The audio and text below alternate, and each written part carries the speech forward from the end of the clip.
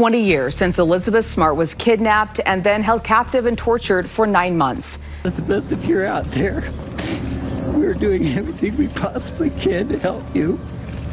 We love you. We want you to come home safely to us. I am Elizabeth Smart. I am Elizabeth Smart. I don't know anyone who has a perfect life. Nobody. Elizabeth Smart's life seemed perfect before it took a terrifying turn. She was just 14 when a stranger snuck into her home and kidnapped her, thrusting her into a nightmare of abuse and isolation. For 9 months, she endured unimaginable torment, but she never gave up hope. How do you survive something like that and still hold your head high? Let's look into the resilience required to push forward when every part of you is telling you to give up. The unbreakable spirit of Elizabeth Smart. Elizabeth Smart's story has touched millions around the world. A powerful tale of survival, strength, and unshakable hope. Born in Salt Lake City, Utah, on November 3, 1987, Elizabeth grew up in a close, loving family as the second of 6 children. From a young age, she had a gift for music, especially playing the harp, which she loved.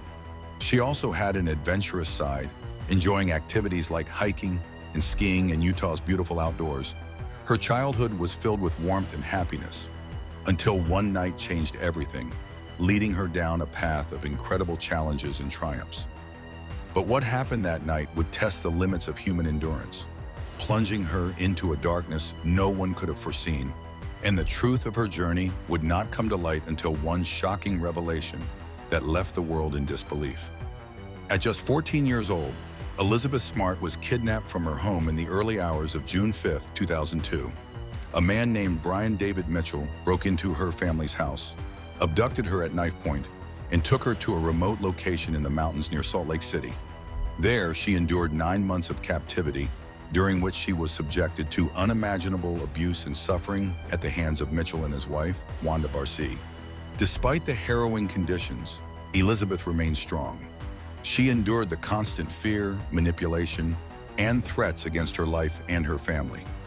Mitchell and Barcy moved Elizabeth around to various campsites to keep her hidden. During her time in captivity, Elizabeth was forced to wear a veil to conceal her identity, which became an essential part of Mitchell's attempt to control and dehumanize her. Yet, despite all of this, Elizabeth never gave up hope. She clung to the belief that she would one day be reunited with her family. Elizabeth's family and the community launched a massive search effort after her disappearance.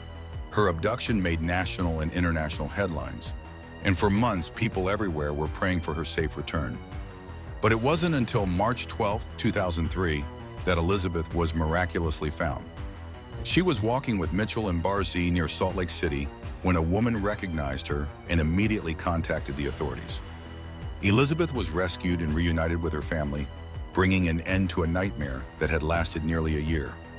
After her rescue, Elizabeth began the long and difficult process of healing. The trauma she endured was beyond comprehension, but Elizabeth's strength and resilience shone through. Rather than allowing her kidnapping to define her, she became a symbol of survival, hope, and the possibility of recovery. Instead of retreating from the public eye after her ordeal, Elizabeth chose to use her experience to help others.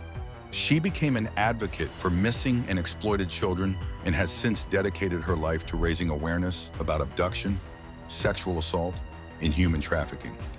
Elizabeth has traveled the country and spoken publicly about her experiences, hoping to empower other survivors and to change the way society views and treats victims of abuse. In 2013, Elizabeth published her memoir, My Story, where she detailed the horrors of her abduction and her path to recovery. The book became a bestseller and further cemented her role as an advocate for victims of crime. Elizabeth has also been actively involved in legislative efforts to protect children. Child Builders, the organization that hosted Elizabeth Smart right here in Houston, educates children, parents, and teachers on personal safety and healthy relationships. She has lobbied for laws to prevent crimes like the one she endured, including tougher penalties for child predators and improved methods of locating missing children. Her advocacy work has led to the creation of the National Amber Alert System, which plays a crucial role in quickly spreading information about child abductions. Elizabeth's journey of healing has been ongoing, and it hasn't been without challenges, but she has continued to push forward, drawing strength from her family, faith, and the support of the many people who have been inspired by her story. In her 2018 book, Where There Is Hope, Healing, Moving Forward, and Never Giving Up, Elizabeth shared more than just her own experiences. She also told the stories of others who had faced adversity and come through stronger on the other side. Through this book, Elizabeth expanded her message of hope to a broader audience, focusing on themes like faith, resilience, and finding purpose after trauma. Elizabeth explained that throughout her years of speaking and interacting with people, she noticed that most were not as interested in the specifics of her kidnapping. Instead, they were more curious about how she managed to cope emotionally, how she dealt with feelings of anger, fear, and sadness. They wanted to know how she stayed hopeful through such a traumatic experience. In response, Elizabeth shifted the conversation away from the details of her abduction and focused more on the universal challenges people face, whether they have survived trauma or not.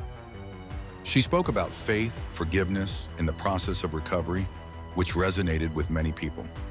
Elizabeth's ability to connect her personal journey to broader themes of resilience and healing made her message accessible to a wide range of readers. Elizabeth's advocacy is not just about individual survival, it's about the importance of community and support systems. She has often spoken about how essential it was for her to have a loving and supportive family to return to after her rescue. She emphasizes that no one can recover from trauma alone. It requires the help and understanding of others. In her work, Elizabeth has seen that survivors of violent crimes often have a support system that goes beyond just their immediate family. For some, it's a teacher, a friend, or even a neighbor who becomes a lifeline. These connections are vital to the healing process as they remind survivors that they are not alone and that there are people who care about them and are willing to help them move forward. Elizabeth's message is clear. Surviving trauma isn't just about getting through the day-to-day. It's about finding ways to truly live again, to rebuild a life filled with purpose, joy, and connection. For Elizabeth, the hardest part of her journey wasn't the abduction itself, it was the process of healing afterward. Recovery from trauma is not a quick or simple process. It takes time, patience, and a lot of emotional work. Elizabeth often speaks about how healing is a lifelong journey, one that requires survivors to learn to live with their scars, both physical and emotional. As we turn the page, we see how Elizabeth's strength grew even more in the years that followed.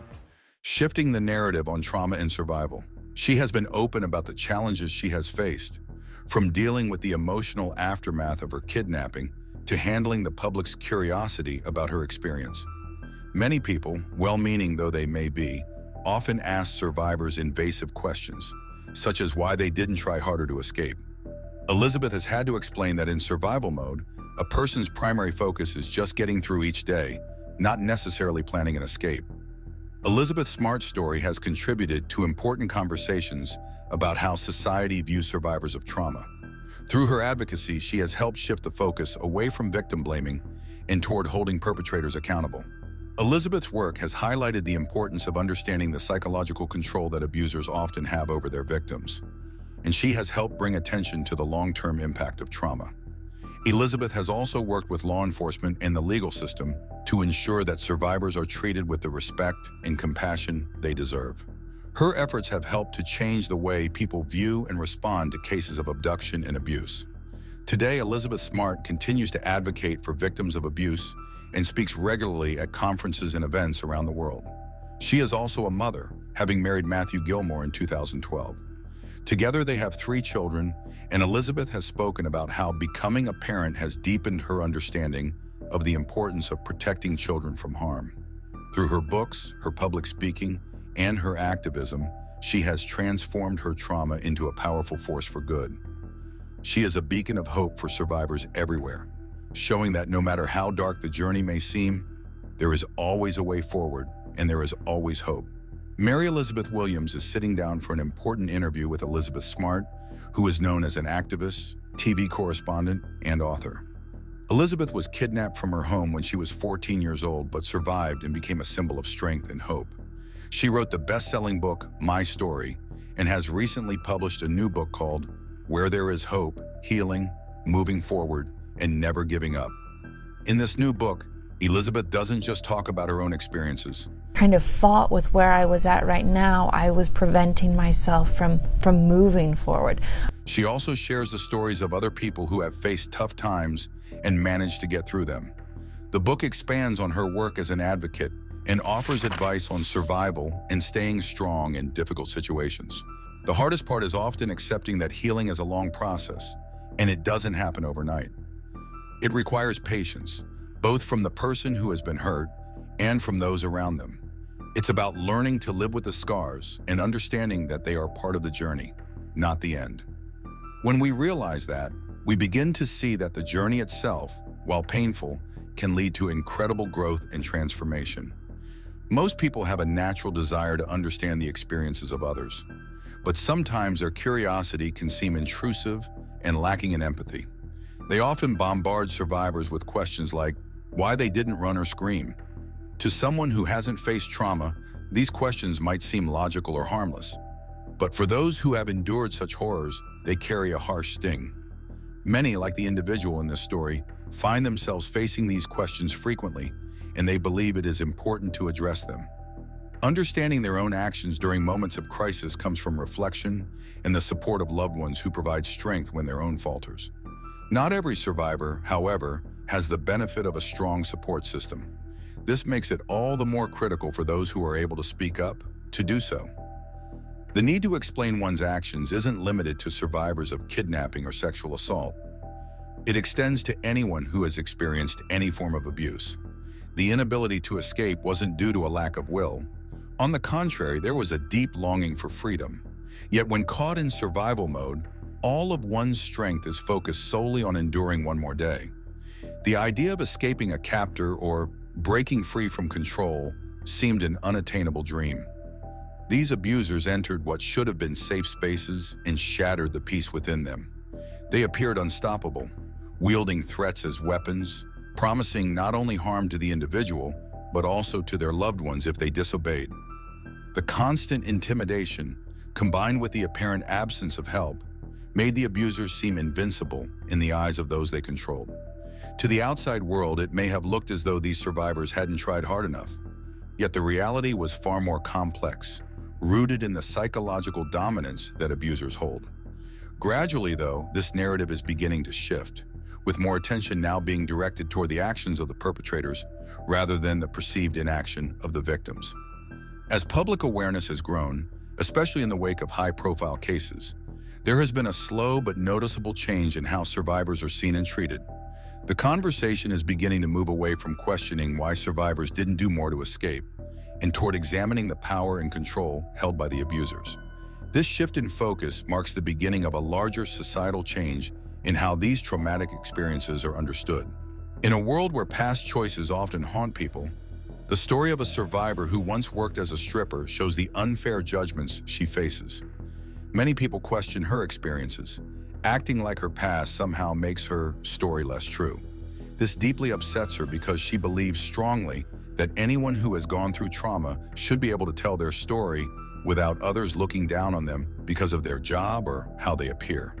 It's frustrating to see that society still judges people more by their past choices than by the actions of those who hurt them. Despite her frustration, she holds on to the hope that things are slowly changing, even if it's happening at a snail's pace. She talks about how important it is to help others, a lesson that has been central to her own life. Helping people has become her way of moving from being a victim to being a survivor. It's her quiet rebellion against the labels people try to put on her. Helping doesn't always have to be something big or public. It can be small, personal acts of kindness that help her heal. With her rescue behind her, we now delve into the difficult path of recovery and how Elizabeth used her experience to empower herself and others facing similar struggles. A journey beyond trauma. One person who really stands out in this story is Norma. She has gone through things most people can't even imagine, yet she still manages to show incredible strength and kindness. What's surprising is that she doesn't just try to understand the victims, she also works with the abusers, even going into prisons to speak with sex offenders. It's a decision that shocks many, but it's also inspiring. Norma's journey isn't just about getting through her trauma. It's about trying to understand the bigger picture, showing just how deep her compassion runs. Norma's choice to engage with the people who have caused harm pushes against the usual way people think about survival. Instead of just focusing on herself, she's trying to understand why people hurt others. And in doing so, she challenges the way most of us think about what it means to survive and heal. Through her work, she hopes to not only help herself, but also bring attention to the need for understanding both sides of the story, no matter how difficult that might be. The journey through trauma is not one with a defined destination. There is no single moment where everything suddenly feels resolved or healed. Instead, it's an ongoing, lifelong process of learning how to coexist with the pain of the past while continuously finding new ways to navigate life. Healing isn't about erasing the scars, but about embracing them and discovering how to move forward, even when the weight feels unbearable. Along the way, something unexpected often happens. People find that even after enduring their darkest moments, they are still capable of rediscovering laughter and joy. This unexpected return to happiness becomes a beacon of hope, reminding us that resilience can exist even in the depths of sorrow. And perhaps the greatest strength that comes from this journey is using those experiences to uplift and guide others who are walking a similar path. Rediscovering laughter becomes a bright spot in the story, especially when it comes to one person's ability to laugh again with their family. Laughter brings a balance to the darker times they've lived through, including a long period of kidnapping and the tough aftermath. During that time, tabloids and public opinions often made light of the real struggle to heal, casting judgment that only added to the pain. The harsh comments and relentless negative attention could have easily dragged them down, deepening the wounds and pulling them into a dark place of hopelessness and despair. It would have been all too easy to let the cruelty of others weigh heavily on their spirit, allowing the negativity to take root and fester. Instead of giving in to the pain, they found an unexpected lifeline: humor. By seeing the absurd side of things, they were able to turn tough moments into something lighter, something they could laugh at instead of letting it hurt them. Humor became a tool, like a shield, helping them brush off hurtful words and lessen their impact. Each smile or laugh chipped away at the weight of those memories, freeing them from negativity. Through laughter, they found the strength to rise above, to stay strong when it would have been easier to break down. This way of finding humor in hard times became the key to their resilience, helping them keep going no matter how tough things got. Their story, along with many others, is part of a new book called Asterisk, where there is hope, healing, moving forward, and never giving up. The book shares a wide range of human experiences, from Holocaust survivors to cancer fighters, all showing the power of hope and resilience. These stories offer inspiration and show just how strong the human spirit can be when faced with adversity. As the chapters of this story, along with others throughout the book, continue to unfold, they reveal a powerful truth about the human spirit. No matter how dark or overwhelming life may become, there is always a way to find light in even the bleakest of moments. These stories illustrate how, even in times of deep sorrow, people possess the remarkable ability to rediscover laughter. In the face of pain and adversity, humor becomes a lifeline, a way to remind oneself that joy can still exist, even when everything else seems to be falling apart. These narratives don't just inspire, they serve as a gentle but unwavering reminder that healing is not a destination you reach and then move on from. Instead, it is a lifelong journey that evolves with time. It's a process marked by growth, setbacks, resilience, and moments of clarity. Through their struggles, the individuals in these stories find a way to keep moving forward, not just for themselves, but often to extend a hand to others who are walking a similar path. Healing is never a solo endeavor. It's about reaching out, offering support, and finding strength in community. At its core, the message of these stories is one of hope. They teach us that, while the road may be long and filled with challenges, the act of healing is an ongoing, ever-present journey.